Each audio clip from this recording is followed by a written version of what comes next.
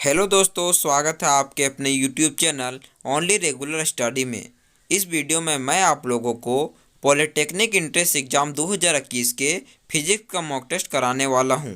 तो वीडियो को पूरा देखें, ज़रा भी स्किप ना करें। और यदि चैनल पर पहली बार आए हों तो प्लीज़ चैनल को सब्सक्राइब कर बेल आइकन को प्रेस कर लें। तो चलिए वीडियो को शुरू करते हैं।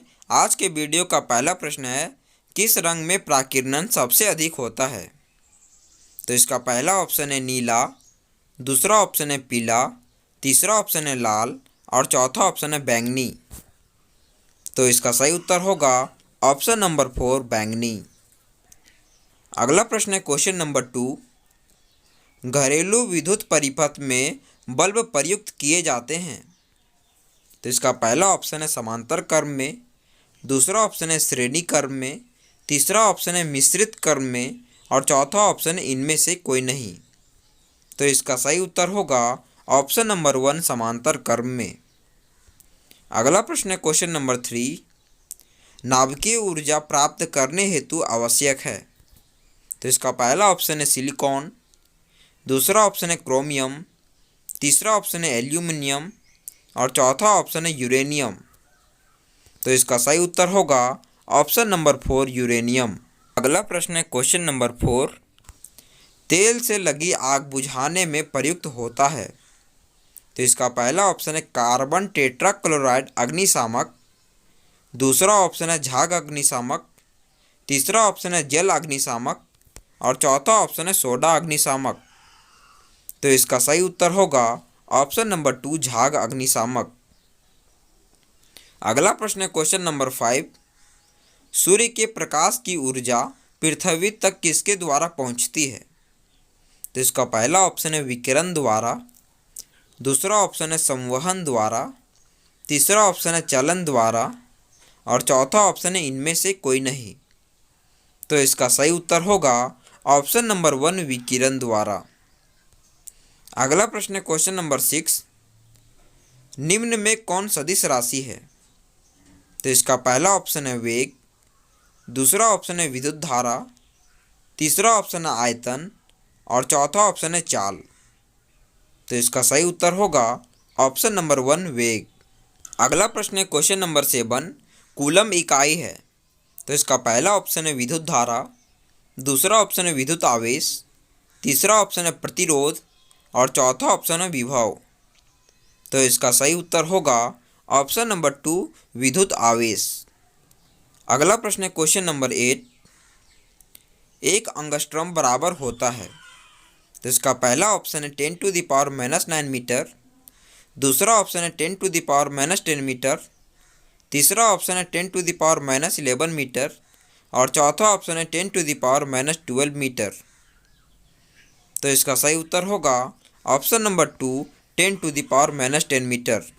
अगला प्रश्न है क्वेश्चन नंबर 9, लोहे का शुद्ध रूप कौन सा है? तो इसका पहला ऑप्शन है पिटवा, दूसरा ऑप्शन है इस्पात, तीसरा ऑप्शन है स्टेनलेस स्टील और चौथा ऑप्शन है ढलवा। तो इसका सही उत्तर होगा ऑप्शन नंबर 1 पिटवा। अगला प्रश्न है क्वेश्चन नंबर 10, ध्वनि के वेग का मान सबसे कम होता है। तो इसका पहला ऑप्शन है गैस में, दूसरा ऑप्शन है पारा में, तीसरा ऑप्शन है द्रव में और चौथा ऑप्शन है ठोस में। तो इसका सही उत्तर है ऑप्शन नंबर 1 गैस में। अगला प्रश्न क्वेश्चन नंबर 11, किलोवाट घंटा से कितनी कैलोरी ऊर्जा उत्पन्न हो सकती है? तो इसका पहला ऑप्शन है 3600, दूसरा ऑप्शन है 8.5 × 10⁵, तीसरा ऑप्शन है 36 × 10⁵ एंड चौथा ऑप्शन है 4.2 × 10⁻3। तो इसका सही उत्तर है ऑप्शन नंबर 2 8.5 × 10⁵। अगला प्रश्न है क्वेश्चन नंबर 12, जल में वायु का गोलीय बुलबुला किस प्रकार कार्य करेगा?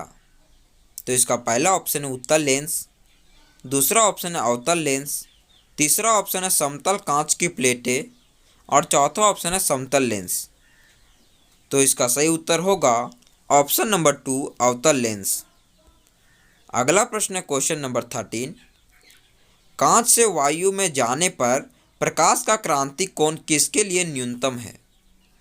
तो इसका पहला ऑप्शन है हरा, दूसरा ऑप्शन है बैंगनी, तीसरा ऑप्शन है लाल और चौथा ऑप्शन है पीला। तो इसका सही उत्तर होगा ऑप्शन नंबर 2 बैंगनी। अगला प्रश्न है क्वेश्चन नंबर 14। मुख्य बल जिसके कारण आकाशीय पिंड गति करते हैं तथा यथास्थान रहते हैं वह है। तो इसका पहला ऑप्शन है नाभिकीय बल, दूसरा ऑप्शन है गुरुत्वाकर्षण बल, तीसरा ऑप्शन है विद्युत चुंबकीय बल और चौथा ऑप्शन है ये सभी। तो इसका सही उत्तर है ऑप्शन नंबर 2 गुरुत्वाकर्षण बल। अगला प्रश्न है क्वेश्चन नंबर 15। न्यूटन के शीतलन नियम के अनुसार किसी वस्तु के शीतलन की दर अनुक्रमानुपाती होती है। तो इसका पहला ऑप्शन है वातावरण के ताप के, दूसरा ऑप्शन है वस्तु एवं वातावरण के तापांतरण के, तीसरा ऑप्शन है वस्तु के ताप के चतुर्घात के और चौथा ऑप्शन है वस्तु के ताप के तृतीय घात के।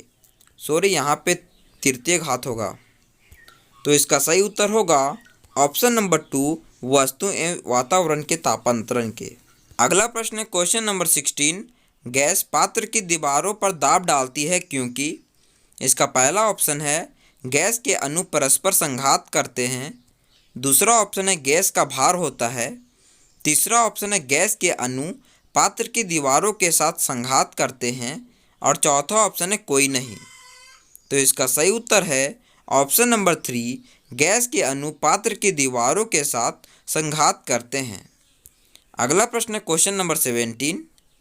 जब किया गया कार्य ऋणात्मक हो तो इसका पहला ऑप्शन है वस्तु की गतिज ऊर्जा निश्चित घटती है, दूसरा ऑप्शन है वस्तु की गतिज ऊर्जा निश्चित बढ़ती है, तीसरा ऑप्शन है कार्य कभी ऋणात्मक नहीं होते हैं और चौथा ऑप्शन है उपरोक्त में से कोई नहीं। तो इसका सही उत्तर है ऑप्शन नंबर 1 वस्तु की गतिज ऊर्जा निश्चित घटती है। अगला प्रश्न है क्वेश्चन नंबर 18। हवा में ध्वनि की गति। तो इसका पहला ऑप्शन है आर्द्रता बढ़ने से बढ़ती है, दूसरा ऑप्शन है आर्द्रता बढ़ने से घटती है, तीसरा ऑप्शन है ध्वनि पर आर्द्रता का कोई प्रभाव नहीं पड़ता है और चौथा ऑप्शन है तापक्रम बढ़ने से बढ़ती है। तो इसका सही उत्तर है ऑप्शन नंबर 1 आर्द्रता बढ़ने से बढ़ती है। अगला प्रश्न है क्वेश्चन नंबर 19। अर्धचालकों को गर्म करने पर उनका प्रतिरोध।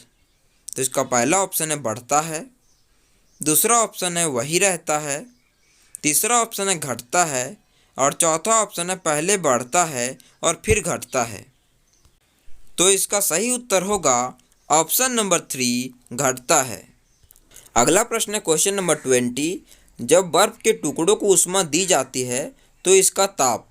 तो इसका पहला ऑप्शन है पहले बढ़ता है फिर स्थिर हो जाता है, दूसरा ऑप्शन है पहले स्थिर होता है फिर घटता है, तीसरा ऑप्शन है पहले घटता है फिर स्थिर हो जाता है और चौथा ऑप्शन है पहले स्थिर होता है फिर बढ़ता है। तो इसका सही उत्तर होगा ऑप्शन नंबर 1 पहले बढ़ता है फिर स्थिर हो जाता है। अगला प्रश्न है क्वेश्चन नंबर 21। कृत्रिम उपग्रह में रेखीय चाल निर्भर नहीं करती है। तो इसका पहला ऑप्शन है पृथ्वी के द्रव्यमान पर, दूसरा ऑप्शन है उपग्रह के द्रव्यमान पर, तीसरा ऑप्शन है पृथ्वी की त्रिज्या पर और चौथा ऑप्शन है गुरुत्वीय त्वरण पर। तो इसका सही उत्तर है ऑप्शन नंबर 2 उपग्रह के द्रव्यमान पर। अगला प्रश्न है क्वेश्चन नंबर 22। चोक कुंडली में ऊर्जा संचित होती है। तो इसका पहला ऑप्शन है ताप के रूप में, दूसरा ऑप्शन है चुंबकीय ऊर्जा के रूप में, तीसरा ऑप्शन है विद्युत ऊर्जा के रूप में और चौथा ऑप्शन है विद्युत चुंबकीय ऊर्जा के रूप में। तो इसका सही उत्तर होगा ऑप्शन नंबर 2 चुंबकीय ऊर्जा के रूप में। अगला प्रश्न है क्वेश्चन नंबर 23। किलोवाट घंटा इकाई है।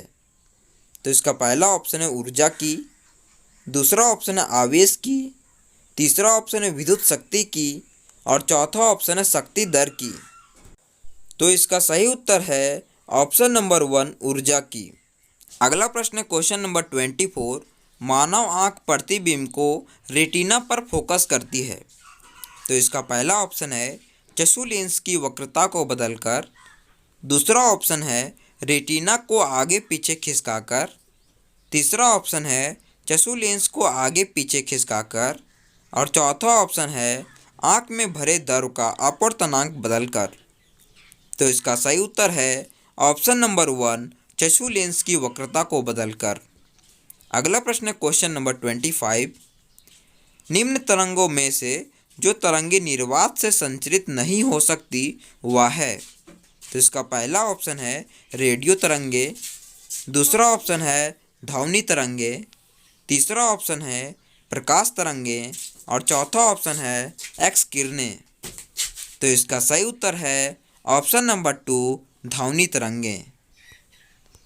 अगला प्रश्न क्वेश्चन नंबर 26।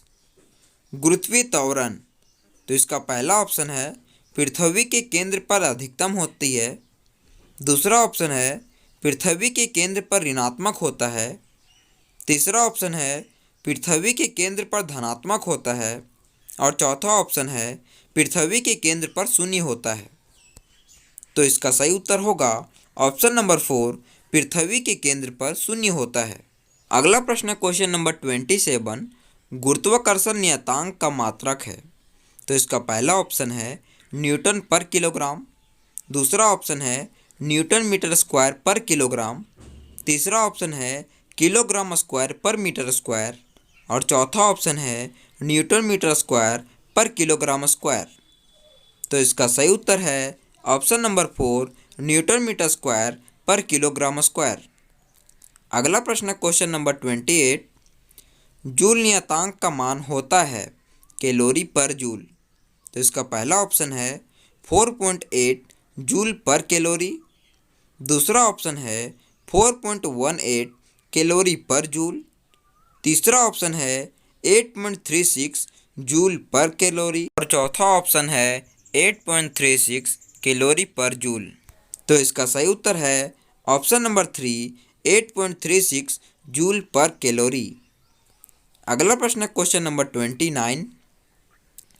प्रकाश कांच में प्रवेश करता है तो इसका पहला ऑप्शन है प्रकाश की गति प्रभावित होती है।